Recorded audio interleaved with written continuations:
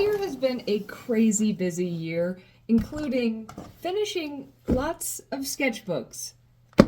And there's one more that I don't even have in my possession anymore. Quick approximate math, because some of these I did 2-page spreads and some of them I did 1-page spreads, but there's at least 300 paintings in these books. Since it's the end of the year, I'm feeling nostalgic, and I went through these and I picked my favorite 25 pages or pieces in these books. I'm going to try to go more or less chronological order, and this one I just love. There's something about this that's bright and beautiful, and it just makes me so happy. The fish. I love these koi guys. I did a ton of these even after the one that I showed you in my sketchbook. Next up, I worked on these kind of concurrently, so I think I actually started this one next. I finished it after I started this one. And in this one, I have to choose the pufferfish because the pufferfish painting is what accidentally started the cute little animals series. And speaking of the cute animals series, I had to choose the one that Nick did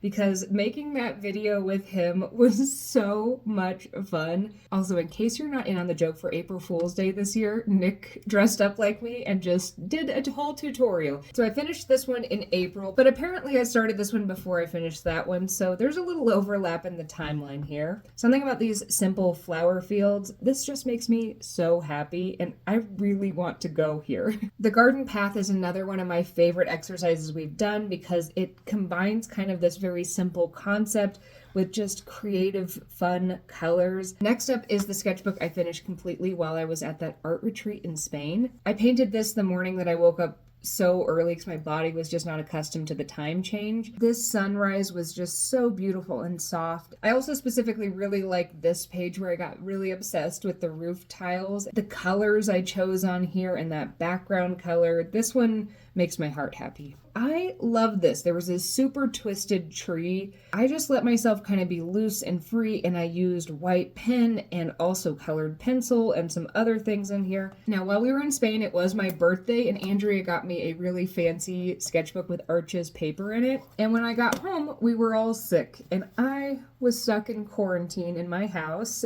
and so I made an entire sketchbook to try to fill my time. And this is one of my favorite pages from this because Nick was outside building a greenhouse for us, and so this was me just staring out at him. I also really like this page here because my friend Claudia from the retreat knew that I was a bit down about being stuck in a room, and so she issued me a challenge to paint a capybara. We both did one day, and then we shared them, and it was really fun. Because I was in quarantine and also just not feeling super good, there was less activity for Moogie, and so Moogie was very mad at me. I love her profile. She has this cute little bump on her nose, and I just love her so much.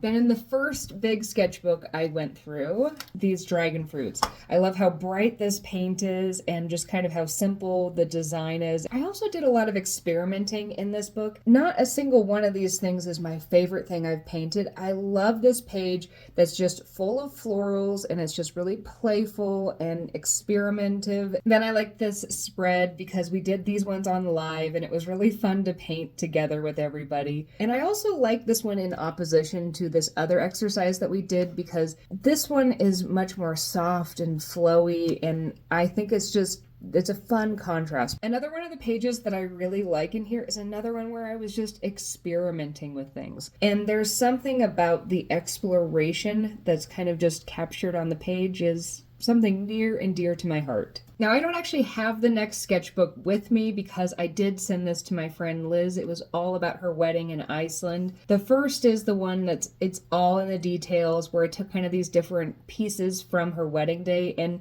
they just really remind me of her and I love that one. Next up is the one that's I Do, and I like the simplicity of this one, but also how it kind of combined that cake in with the landscape. I don't know, something about that was very satisfying to me. This one might be one of my very favorites. I actually was able to very simply capture kind of them out taking pictures, and I was really proud of being able to paint their little figures in, but not too complicated, and also get that beautiful scenery. I love the colors in this one. And the other from this sketchbook might possibly be my favorite painting of the entire year.